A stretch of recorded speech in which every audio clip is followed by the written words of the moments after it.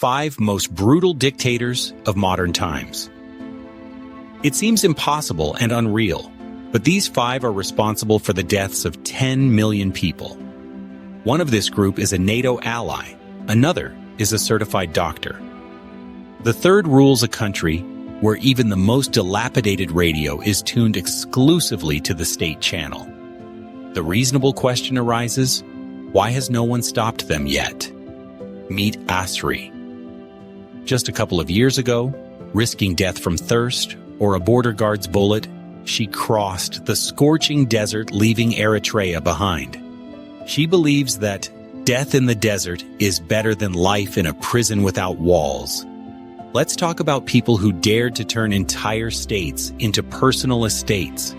Let's talk about those who implement medieval dictatorial methods in our time. Imagine what it's like to live in such a country when you can be arrested in the middle of the night for a careless post on the internet. Evolution of modern dictatorship. Former dictators weren't eradicated in 1945. They simply put on new masks, dressed in new suits, and began to mention democratic values more often in their speeches. Every third person in the world is forced to live under the oppression of a dictator. That's 2.5 billion people. Anatomy of a modern dictatorship. What do such countries have in common? First, the cult of personality. The dictator's image is everywhere. In books, on money, on billboards. And how do they maintain their power? It's very simple, the spiral of silence, where everyone is too afraid to publicize obvious things. Have you ever stayed silent when you wanted to speak up? What if words could land you in prison? Shocking contrasts. What expresses the contrast between the ruler and his people? For example, his children are likely studying at Oxford, while the entire country suffers. Their palaces are strikingly expensive when the rest of the people live in poverty. The country is in poverty, but their children are at Oxford. People are starving, but dictators are building billion-dollar palaces. This is not a coincidence. It's a system. In my country, even a phone is a luxury, and our leader flies on a private plane that costs as much as the annual healthcare budget. Dictator number 1, Jong Un, the dynastic hermit. North Korea. North Korea is the only communist monarchy in the world. The throne is passed by inheritance. Currently, the country has nuclear weapons, which forces the entire world to consider its interests. North Korea has no free internet. There is only an internal network, if it can even be called internet. Using a single approved browser, users can only view approved websites. If a North Korean citizen is caught watching a South Korean series, not only will they be subjected to public execution, 3 generations of their family will be born and survive in labor camps, never knowing any other life. Just imagine being executed because your grandfather watched the wrong movie. Crazy? In this country, it's normal. When I first heard about North Korea, I thought, we in Eritrea are still lucky.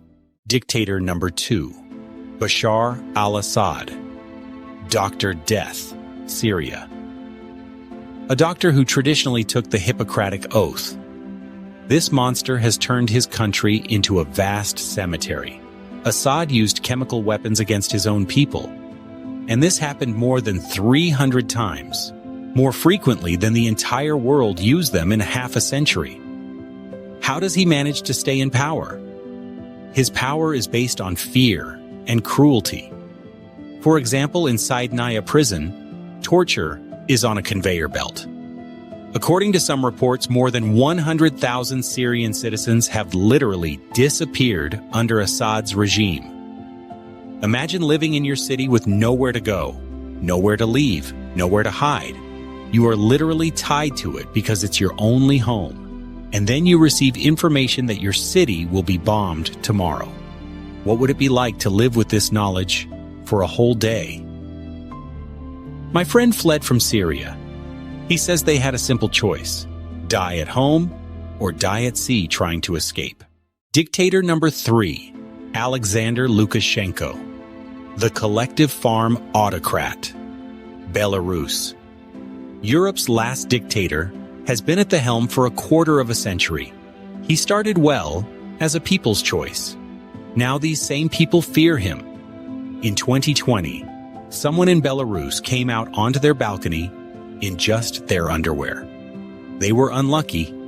The color of the underwear matched the color of the opposition flag, resulting in arrest.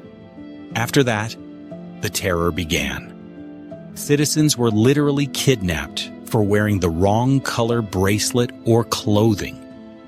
And for a photo with a white, red, white flag, one could spend several years in places of detention. Would you dare to go out on the street, knowing that you could be kidnapped simply for the color of your flag? When I watched videos from Belarus, I thought, how can the same things that happen in Africa occur in the center of Europe? Dictator number 4, Recep Tayyip Erdogan, the reformer who became a tyrant. Turkey. Erdogan's story sounds like a textbook on seizing power. In 2 decades, he has transitioned from democratic reforms to total control. Turkey is the world leader in the number of journalist arrests. After the coup attempt of 2016, more than 180 media outlets were closed, and more than 3,000 judges were arrested. Erdogan, in turn, took advantage of the situation and found a reason for global purges. Tens of thousands of citizens were arrested. Hundreds of thousands lost their jobs. A NATO member country with a dictatorial regime. Is this normal? I wanted to flee through Turkey to Europe, but refugees there are used as a political weapon. We are not people to them, but a tool for pressure. Dictator number 5, Isaias Afwerki, the African Stalin, Eritrea. You may have never heard of him, although his regime is likely the most brutal. He was first a partisan who fought for freedom, but ultimately became the overseer for an entire country.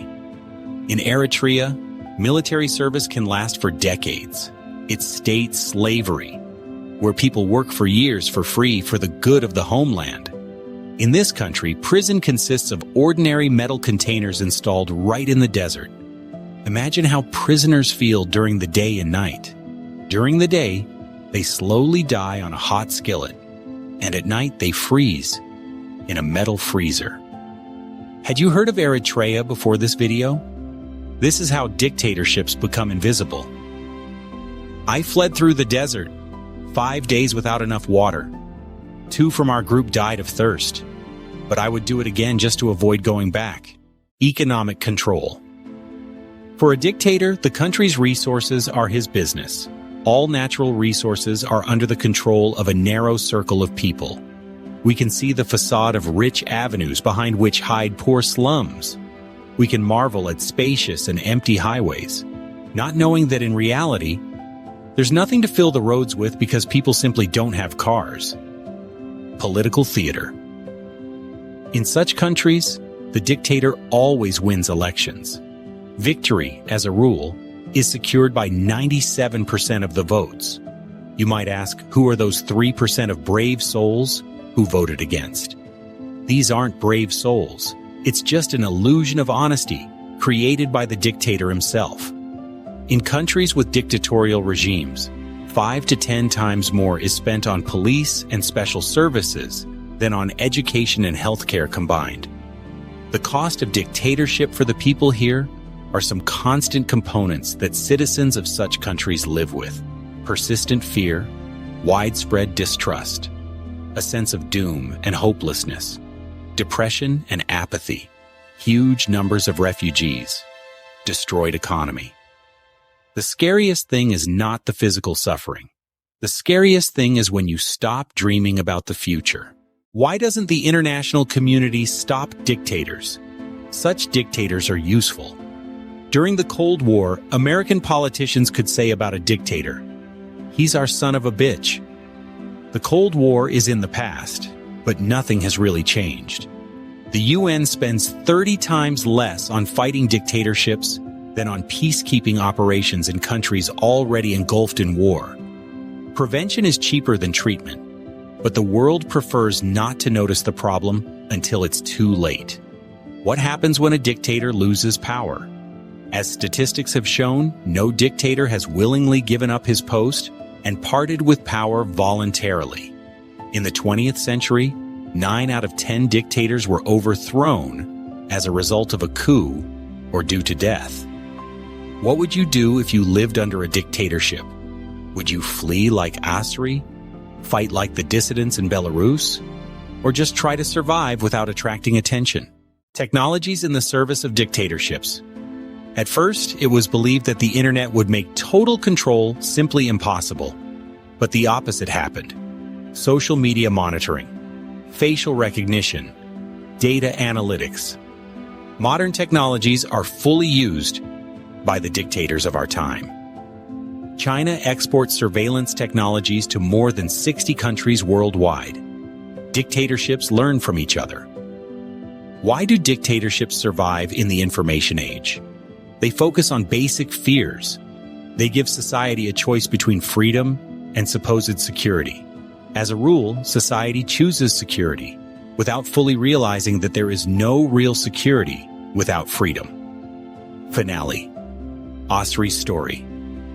I lost my homeland, family, friends, but I found freedom. Every morning I wake up and think, today no one will arrest me for my words. This feeling is worth all the suffering. 1 in 4 citizens in the world lives under the pressure of dictatorship. Dictators are evolving, learning from each other, adapting to modern realities. Do you agree to be watched right now? Or are you ready to resist and try to stop all this?